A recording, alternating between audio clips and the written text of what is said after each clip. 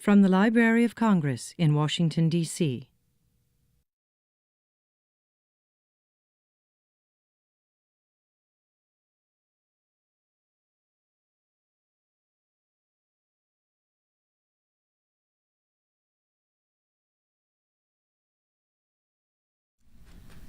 Hi, everybody. My name is Anne. Thank you for the kind introduction.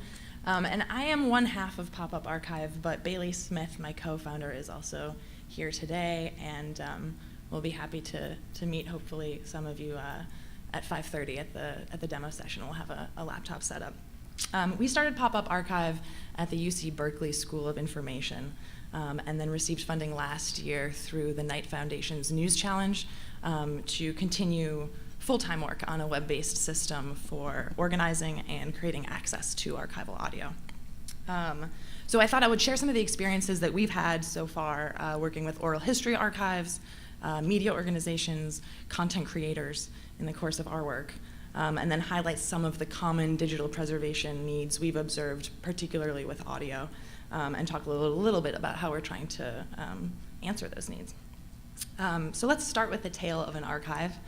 Some of you may have heard of the Kitchen Sisters before. Our work began with them when they came to us 3 years ago in a state of self-described archival crisis. They're independent radio producers who have been working in public radio based in the San Francisco Bay Area for over 3 decades. You may have heard their work syndicated on NPR. They've recorded thousands of hours of sound over the course of their career.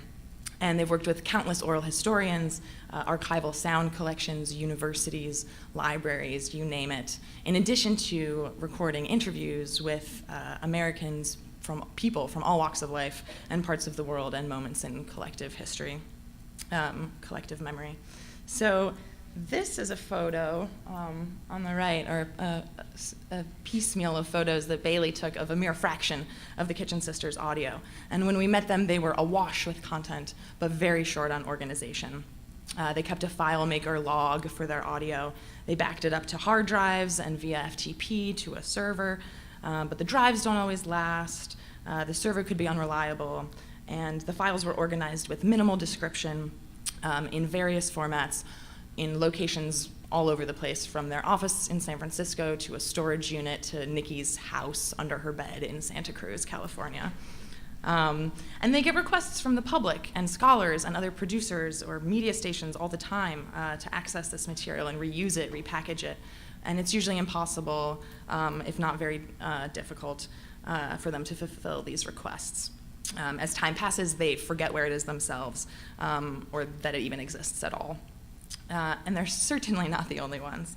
There are a lot of small organizations out there with analog assets in need of preservation. But especially for the small guys who aren't affiliated with libraries or universities, they're not necessarily well positioned to secure the grant funding that is required for these expensive digitization tasks. And they're definitely not well versed enough in archival science to properly address questions of preservation and access, especially with a technological landscape that's changing as rapidly as it is. So we set out to help. For our master's thesis at Berkeley, we surveyed the digital archiving and public media ecosystems to see if we could identify a solution that would meet the Kitchen Sisters' needs while also keeping in mind these restrictions, resources, workflow, and lack of technical proficiency. We saw the need for an inexpensive tool that could be used by oral history and archives and media creators alike to store and or create access to their material safely and make it discoverable in a way that would be standardized with their industries. So we, for our master's thesis, worked on plugins for the open source web exposition software Omeka, some of you may know.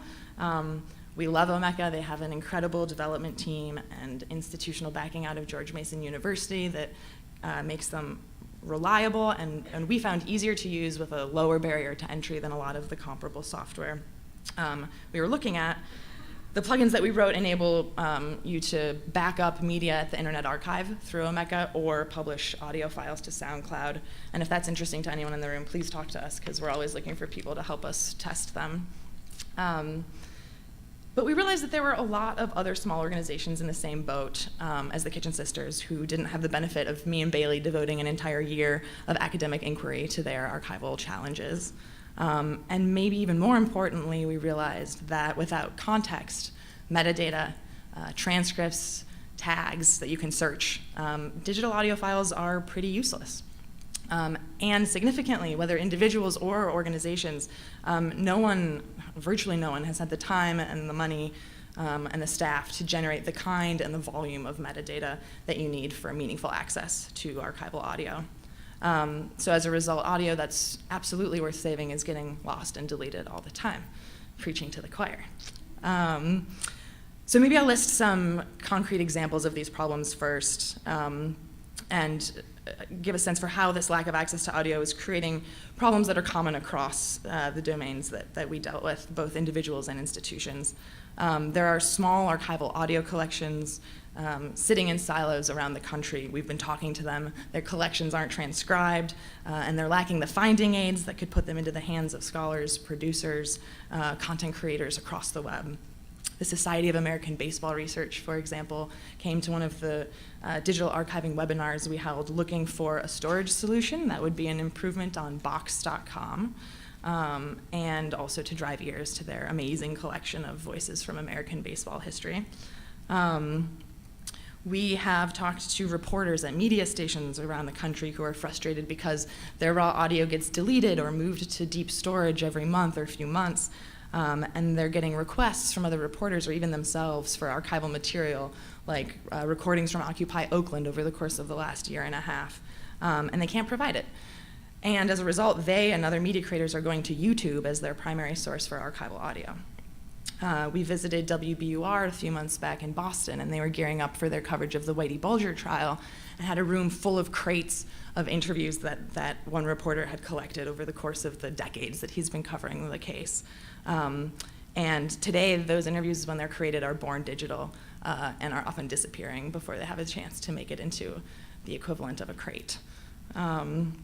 The Broadcast Board of Governors distributes Voice of America in 52 languages to countries around the world, and they have no consistent way for searching across variations on the term Barack Obama. And so we realized that absolutely we wanted to provide a service for smaller organizations and a lightweight system that could double as an but that it could double as an effective tool for opening up larger institutions' collections and act as a layer on top of the existing content management systems that they had in place. It's absolutely true a radio station and an oral history archive might have different end goals for their audio, sure. But once it's digital, the methods for achieving their respective goals are remarkably similar. And I say that for one main reason, and particularly in the context of audio that contains speech. Once audio is digital, it can also be made searchable through various transcription technologies, whether speech to text, platforms for crowdsourcing, natural language processing, semantic analysis, some combination of all of them. These technologies have come far enough in recent years and are at a point right now that we knew we would want to incorporate them into our ideal digital preservation solution for audio. So, searchability, one major common goal we identified across domains. Two other common needs that we set out to address. Number one, batch ingest, automated ideally, whether we're talking about backlogs and archival holdings or ongoing production moving forward. And then number two, transcoding files into multiple formats so that they'll be compatible with future systems, which is something the Internet Archive, for example, is really great at doing. But the nagging voice in the back of our minds this whole time was telling us that if we were trying to integrate better digital preservation practices into existing workflows, given existing resources, if we really wanted to enable the often unknowing stewards of culturally significant digital media to do the right thing, that it had better be something that's fun to use. So we found ourselves thinking about, in the words of one of our beta testers, how to create an archiving experience that's as easy to use as Facebook. A more robust organizational solution for audio than Dropbox, but with less rules or hoops to jump through than you might find with some existing content management tools. The sweet spot in between managing content in a standardized way with lightweight web tools and APIs, enabling access across teams and organizations, but also an online access solution with meaningful and structured metadata for what was previously searchable only by file name. So since January, we've been developing Pop-Up Archive, working with developers at the Public Radio Exchange. We started alpha and beta testing in March, and we're ramping up to launch the service officially this fall. It is a simple web-based application. You don't have to download or administer your own software. And users can sign in through Facebook, Twitter. Radio producers can use their PRX accounts. You can add audio files one at a time or in batches. You can drag and drop. You can use a spreadsheet to reference remote URLs. You can link to your SoundCloud account. And then for organizations with existing systems, we're monitoring their XML feeds. We're listening to their servers via FTP or authenticating to their APIs. We're harnessing new technologies to automate the transcription and then derive semantic entities from those transcripts, tags, to make audio searchable in more illustrative ways than your typical Google search result or YouTube search result, as the case may be. And the transcripts vary widely in quality, of course, which you can see for yourself later today if you want to test the system out. So we're experimenting with additional processing and ways of improving the tags and the transcripts. The example on the screen right now, not that you can read it, is using text from the Southern Oral History Project at UNC Chapel Hill, actually. And on the left is the automatically generated transcript. On the right is what we get after running it through Calais, open source keyword extraction software. So with this type of better content management, you can obviously search the transcript, or in the absence of a transcript, you can apply tags, keywords, interviewers, interviewees, if they haven't been automatically generated already. We also wanted to connect people to free storage through the Internet Archive because it's so amazing, and then also offer them private storage options or the ability to integrate with their existing storage like SoundCloud or Google Drive. So I think I may be preaching to the choir once again when I point out the importance of standards in all of this and the continued preservation of this media. Our metadata schema is based on PB Core, public broadcasting standard, based in turn on Dublin Core. And we're using that to describe audio right now, but it can be extended for video and other media formats. Before the digital age, producers certainly were unlikely to mark up their audio because it was difficult, it was time-consuming, there was little clear payoff. And even archives lacked the resources, like I've said, to provide the volume and the quality of finding aids for large collections or to open those collections to wider potential audiences. That value proposition is changing now for everyone, because this type of markup and relatively automated organization is more within reach than ever before. And with it come new opportunities for wider audiences and distribution. So we're really excited to be involved in these communities at this point in time and paying close attention to some of the bigger cross-institutional efforts, whether in public media, the American Archive Content Inventory Project, the Public Media Platform, the Digital Public Library of America, as we attempt to solve gaps in workflow around content creation, production, and preservation so that an interview with the next Miles Davis doesn't slip through the cracks.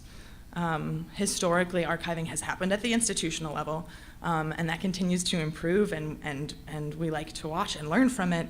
But individuals and small organizations, as we all know, are increasingly responsible for archiving themselves, which is what led us to ask the question, what is reasonable to expect individuals to do, to undertake themselves when it comes to archiving? The large organizations will always have more resources, and they'll come up with in-house solutions. And so what we're thinking about most now is how all of these stakeholders can better communicate with each other, and the importance of standards in enabling that communication, and then providing tools so that we can enable the smaller players to speak the same language as the bigger players, and ideally do it quickly and innovatively enough that the methods we're discovering will ultimately inform workflows at some of the bigger institutions as well. Thank you.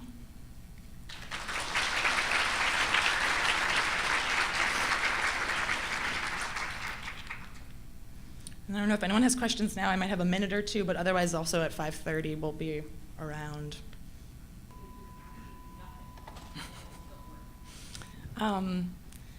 I would say in our experience so far, the transcripts play a really big part in that. People get so excited when they see their audio automatically transcribed that it's beyond fun at that point, and they can't stop doing it.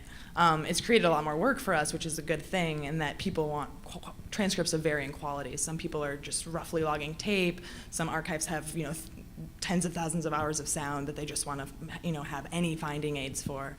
And so we're kind of working on providing a range of options for, from the person who wants an absolutely perfect transcript, or organization that needs to be putting transcripts up on their site, and would pay more of a premium for that versus just trying to get stuff in and get people to save it. Yeah. I had one other response to that, but I'll let him ask a question and we can talk about it. Yeah.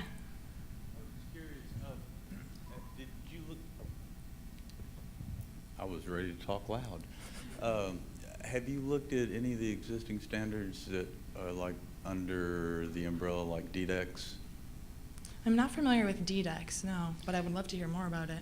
Well, it's DDEX.net. I'm a member. I'm certainly not here to advocate them, but I was just curious because a lot of what you speak of in terms of Dublin Core, PB Core, things like that, they have a very extensive XML approach to handling this type of stuff, and the constituency is essentially all of the e-commerce content holders and the e-commerce delivery Mm-hmm. mechanisms, streaming, podcast downloads, etc. And I was just curious if that had been a part of your review process. No, it hasn't been, but you've piqued my interest now. I'm going to have to find out about it. All right, I'm gonna go, but I hope to talk to all of you soon.